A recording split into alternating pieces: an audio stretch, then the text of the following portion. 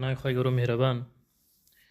بابەتێکی کورد لە سەر مەسەلەی ضەبتی حەدیث ئایا ئەو ڕاویە چۆن ئەتوانێت ئەو حەدیثە وەرگرێ ضەبتی تەواوەتی بکە لە مەشکی خۆیان بیپارێزێ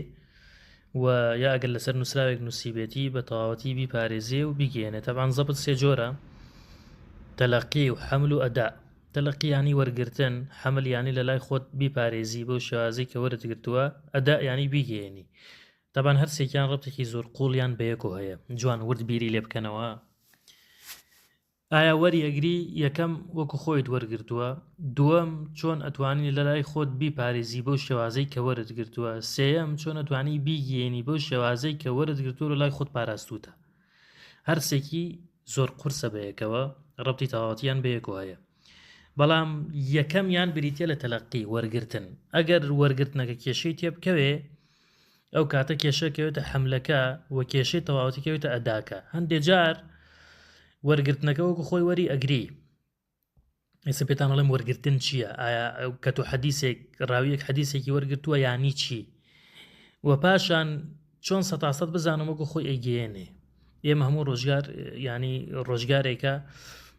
ڕۆژگاری نووسینە، ڕۆژگاری قسە نەقڵکردنە. ئایا ئێستا یەکی قسەی بۆ یەکێکی ترەکات، چۆن ئەو قسەیە ئەگاتە لای ئەوی تر؟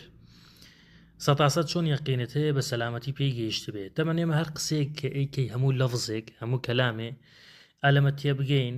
معنایەکی هەیە، واتایەکی هەیە، هەموو لەناو واتاکەیشان مەبەستێک هەیە. ئەم سێشتە ڕەبتیان بەیەکۆ هەیە. هەر لەفزێک لە دەمی ئێمایەتە دەرەوە، من بۆ 30 سانیە قسە ئەەکەم، ئەم 30 سانی کۆمەڵی لەفزم بەکارهێناوە، کۆمەڵی معنام گەیاندووە بە ئێوە. لەناو معناکانە کۆمەڵی مەبەستم هەبوو بە مەبەستەکانیش گەیشتووە بە ئێوە. ئەو مەبەستە پێوترێ غەڕەض. غەڕەز یعنی حتا ئەمە پێوترێ بۆی غەڕەز ئاخیردانەیانە. یەکەم لەفز بەکارهێنی، دووەم معناکە ئەگات، سێەم مەبەستەکە ئەگا. زۆرینەی کات، ینی نەکە زۆرینەی کات، هەموو کاتێکیش کە ئینسانی قسە ئەکا لەفز بەکارهێنێ، معناکەش بەکارهێنێ بۆی مەبەستەکە بگا. معناکان مەبەستمەوەیە من کۆمەڵی لە وشە بەکارهێنم، تۆ لە هەموو شەکان تێگەیشتووی، بەڵام تۆ ناتوانانی لای خۆت ئیشی پێ بکەیت تا مەبەستەکەی من نەزانی. تا مەبەستەکەی من نەزانی ناتوانانی ئەو قسە هیچ سوودێکت لێ وەرنەگرتووە. حتا پێناوەتە کەلامێکی بە سوود ئەبێ سوودێکی هەبێ، کەلام ئەوەیە مفید بێ لە زمانی عەرەبیا لە کتێبە نەحویەکانە. ینی ئەوەیە کە یحسن السکوت المتکلم علیه هەبێ، و کەسێک کە ئیتر کە قسە ئەکا ئیتر بۆستێت، یعنی سوودی گەیاندووە. ئەو کەسێکی کە سامیعە ئیتر بە تەواوەتی چاوەڕێی هیچ قسەیەکی ترت لێ نەکا. ئەمە قسەیەکە کە سوودی هەبێ، کاتە مەبەستەکە گەیشتووە لە معناکەیە کە پێم گەیاندووە. معنا و لەفزەکەش بەکاریە بۆ گەیشتنی ئەو مەبەستە. ئەم قسەیە زۆر ڕوونە، تا ئێرە تەوزیحێکی زۆر باشمان پێدا. ئایا ئەم ڕاویە کە ئەم حەدیثە وەرئەگرێ لەفزەکە وەرئەگرێ، ئەمە لەفزەکەی هێناوە، ئەتوانێ وەکو خۆشی لەفزەکە بگەێنێتەوە، ئەتوانێ وەکو خۆی لەفزەکە بگەێنێ. بڵێ پێغەمبەری خوا عەلەیهی سەلام فەرمووی لا یؤمن أحدكم حتى يحب لأخيه ما يحب لنفسه، حتى يحب لأخيه ما يحب لنفسه. پێغەمبەر فەرمی ئیمانی هەر کەسێ تەواو نابێت تا ئەوەی بۆ خۆی پێی خۆشە بۆ براکەی پێی خۆش نەبێ. ئەم حەدیثە بە لەفز نەقڵیەکە، مەرجە خۆی لە معناکەی تێگەیشت بێ. ئەمە یەک دوو مەبەستێک هەیە مە پێغەمبەری خوا عەلەیهی سەلام بۆ ئەمی بەکارهێناوە، چونکە کۆمەڵێک کەلیماتی هیدایەتی خوایی بۆ بەشەریەت، بۆ نوێسەیەکە هەر ئێستا لە داعیە و لە بانخوازەکانی خۆمانە ئێمە ئەمە بینین. ئەوانەی کە قوڵ نەبوونەتەوە، ئولفەتیان لەگەڵ قورئانە پەیانە کردووە، ئولفەتیان لەگەڵ حەدیثە پەیانە کردووە، ئولفەتی تەواوەتیان لەگەڵ ئوسلوبی پێغەمبەرانە. ئاخر ئوسلوبی پێغەمبەران لە قورئانە زۆر عەجیبە. یعنی من هەر جارێک قورئانە خوێنمەوە ئەگەم بۆ ئاەتانی کە باسی جیدالی نێوان پێغەمبەرە لەگەڵ قەومەکەیەتی چۆن ئەدوێت، ئەنجا تۆ چۆن قەواعید و ئوسلوبی بانگەوازی لێ دەرێنی لەو ئاەتانە. یعنی ئەمە هەمووی من نەخسە لە بانخوازەکانی خۆمانە ئەیبینین. ئەمە هۆکارەکەی ئەو نەخسی کە لە بانخوازەکانە ئەیبینین، ئولفەتی لەوە چێ بیزانێ ئاەتەکە معناکە، حەدیثەکە معناکە، شارەزایەکی لۆغەیشی هەبێ. بەڵام یەکێک کە 50 ساڵ 60 ساڵ لەناو علومی شەرعیە ئەبێ، هەموو جۆرە عیلمەکانە خوێنێ، حتا کۆمەڵی عیلمی عەقڵی خوێنێ بۆ خزمەتی ئەو نەقڵە، بۆی بزانێ ئەو نەقڵە لەکوێ دائانێ، لەکوێ بۆ فەهمەکەی لێ دەرەکە، مەبەستەکان دەرەکە. ئەمانە ئولفەت پەیە ئەکەن لەگەڵ شەریعەت و لەگەڵ دین و لەگەڵ قورئان و ئاەتەکانە. ئەو کەسەی کە ئولفەت پەیە ئەکا ئیتر ئەگەر لە شوێنێکە ئاەتێکی بۆ خوێنە ڕۆ ڕاستەوخۆ لە مێشکا ڕەب تێکاتەوە بە سەدان ئاەتی تر لە قورئانە چکە ئولفەتێکی زۆر عەجیبی بە قورئان و هەیە و هەموو شتەکان لە مێشکا حازرە ئەڵێ مجتەهیدەوە کەسەیە کە هەموو شتێک لە مێشکا حازر بەیانی بیری لێ نەکاتەوە بیڵێ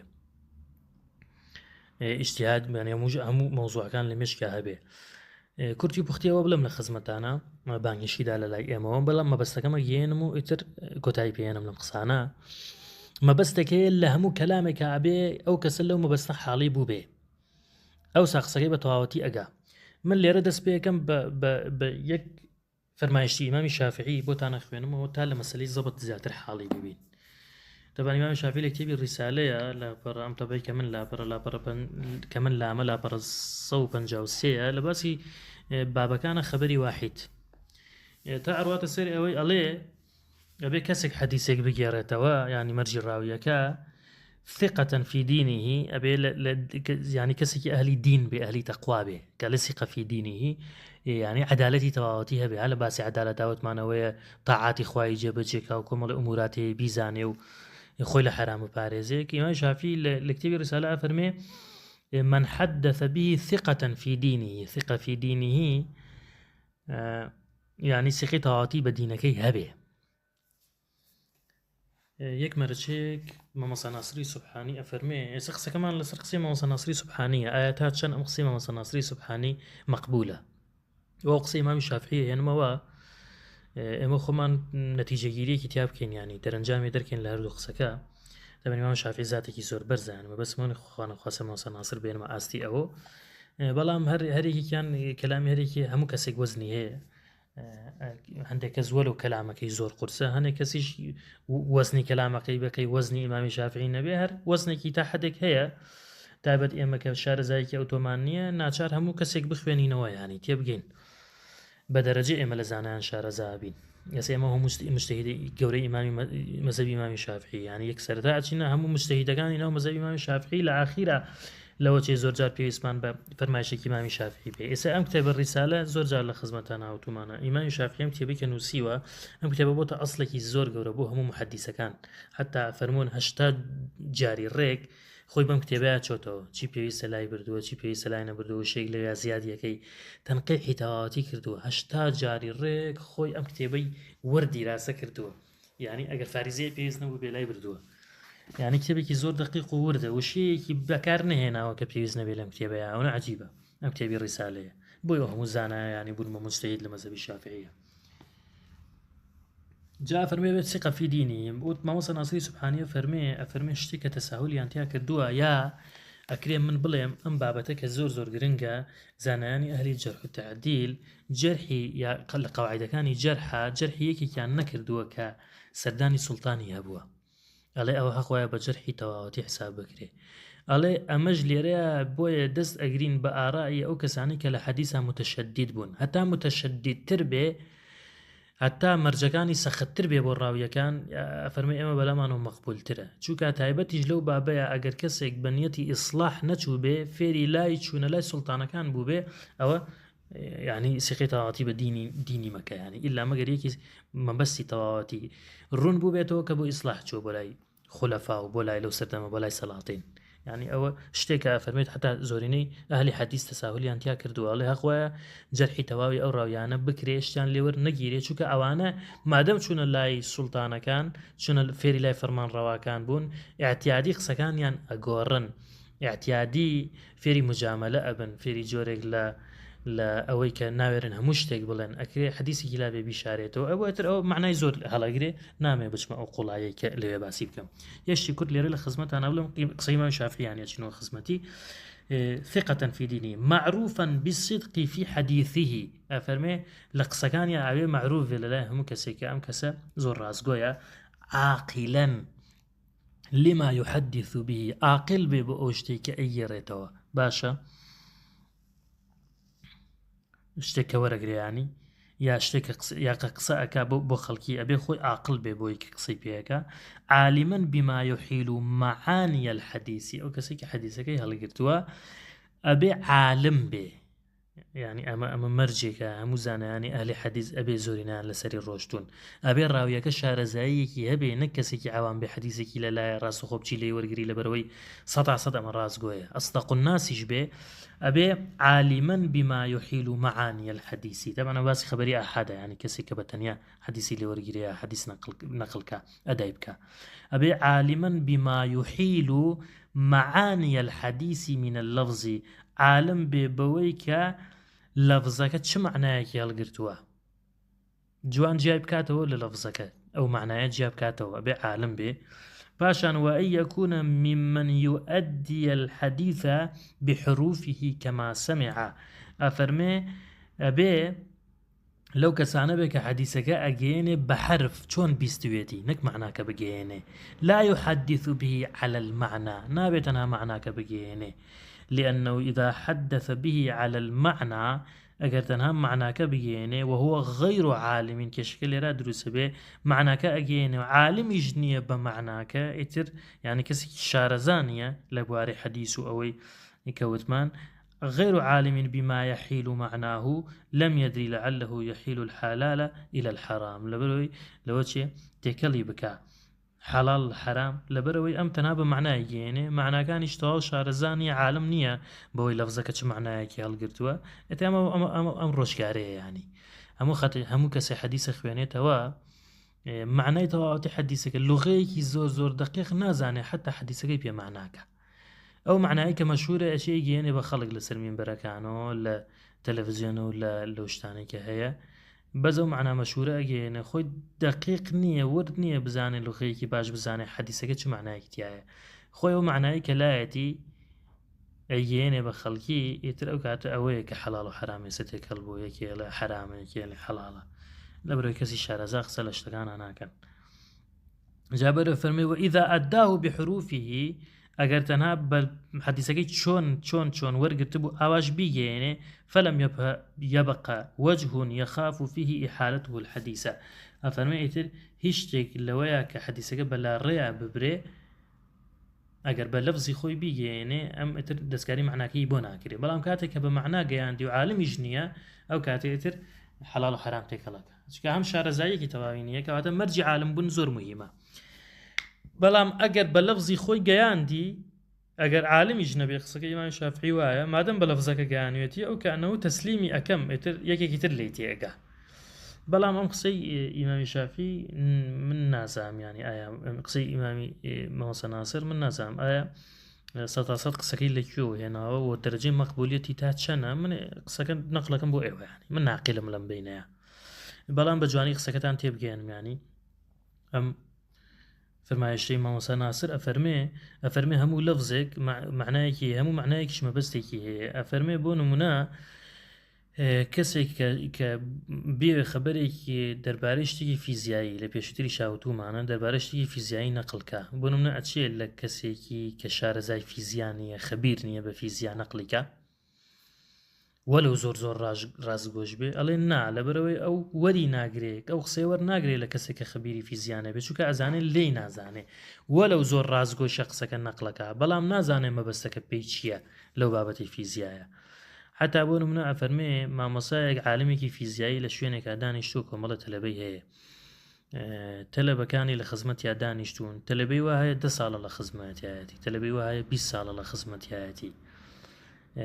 یا یەکێک تەنها ئەچێت لە مەجلیسە ئەم نەفەرە ئەبینێ دوو قسەی لەبارەی فیزیا و ئەبات قسەکە وەکو خۆشی بدا وەکو خۆشی ببا ناتوانێت لە ناو خەڵک مەبەستەکەی بگەێنێت چونکە ئەم شارەزای فیزیان نییە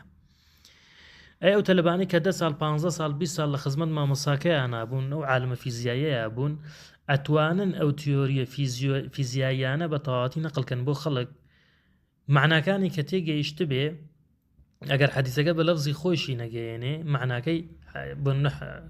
کۆمەڵە شتی فیزیا تێکەڵ ناکا بەیەکە حەڵال و حرامی فیزیا بۆ نمونە بۆ معنایە بڵێم تێکەڵی ناکا بەیەک لەبەرەوەی ئەم 20 ساڵ لە خزمەت ئەو مامۆسایە بووە وەکو یەکێک نییە بچێت لە مەجلیسەکەی دانیشێ ئەگەر لەفزەکەی وەکو خۆی بگەیەنێ هەرچەنەمە لە حەدیثانە بەڵام لە عیلمی ترا ئەم قسەی مامۆستا ناسر یعنی بە جۆرێک ئەڵێ ئەگەر لەفزەکەی ژۆکو خۆی بگەێنێ مادەم مەبەستەکە حاڵی نییە شارەزایی تەواوی نییە بۆ کەلیمانەی کە هیدایەت هێناوێتی خوارەوە و کۆمەڵی حاڵی ئەهلی جەهالەت خوای گەورە بێ ئەبێ شارەزای تەواوی هەبێ ئەبێ ئەڵێ سەحابە شارەزای ئەوە بوون لەناو سەحابەکانیشا ئەو کەسەی کە مولازەمەی تەواویان هەبووە حتا ئەو ئەڵێ سەحابی ئەو کەسەیە کە بە عومری لەگەڵ پێغەمبەرە بووە نەک کەسێ لە فەتحی مەکەیە پێغەمبەری دیوە لە حەجەت الوداع پێغەمبەری دیوە لە وەفتێکە چۆتە ناو شاری مەدینە و پێغەمبەری دیوە ئەڵێ ئەمە ئەگەر حەدیثێکیش نەقڵکە مەبەستی پێغەمبەر نازانێت چکا کۆمەڵێشتی کەلامی خوای و هیدایەتی خوای و ئەو شتانەی کە بەسەر ئەهلی جەهالەت دابەزیوە لە مەعانی هیدایەت و ئەمانە نایزانێ ئەوە ئەڵێ ئەبێ ئەو بتوانێ ئەو مەبەستە بگەێنێت یایە بتوانێ ئەو مەبەستە بە تەواوەتی بگەێنێ ئەگەر لەفزەکە جۆکو خۆی بگەێنێ هەر ناتوانێ مەبەستەکە بە تەواوەتی بگەێنێ ئەگەر شارەزایی تەواوی نەبێ بەس من ئالێرەیان نازانم ینی ئایا مامۆستا ناسری سوبحانی تەنها مەبەستی پێی جیلی سەحابەیە کە قسەکانیان لێوەربگیرێ یا مەبەستی پێی هەموو ڕاویەکانی تریشە بەڵام فەرمایشەکەی ئیمامی شافعی مەبەستی پێی هەموو ڕاویەکە هەموو ڕاویەکە بێ شارەزا بێ عالم بێ ئەگەر حەدیثەکە بە مەعنا بگەێنێ ئەوە زۆر خەتەرەکە شارەزا نەبێ ئەگەر بە لەفزی خۆی بگەێنێەوە ئیشکالە دروست نابێ طبعا ايش فرمي يعني نابي افرمي نابي بمعنى بيجيني شو اگر بمعنى بيجيني امام الشافعي فرمي اشكال دروس به لو كانت الشارع زي تواشينيه ابو بوي دفع اشكالات انا باشر واحد حديثك باللفظ بيجيني بلا ما صناصري سبحانه فرمي اگر بلفظيش بيجيني معناکەشی لە خۆیان هەڵگرتی بێ بەڵام مدەتێکی زۆر و کۆ سەحابانە لە خزمەت پێغەمبەرە نەبوو بێ شارەزای تەواوی کەلیماتی هیدایەت و ئەم ئاەتە لەکوێ دابەزی و لەکوێ پێغەمبەر وای فەرمووە و کۆمەڵێ مەبەست هەیە زروفی ئەوتنی ئەو حەدیثە و پێغەمبەری خوا لە چه حاڵەتێکە ئەمەی وتووە و ئەڵێ یەکی بڕوا زاهیر حەدیثەکە نەقڵکا بۆ خەڵک چۆن لێتی ئەگەن مەبەستە سەرەکیەکە ناگات ئەڵێ ئەمە ئەو شتەیە کە زانایانی ئەهلی حەدیث تساهلیان تیا کردووە حتا وەکو عەرزم کردن لە شوێنێکی تریشا فەرمێ لەم یوەفو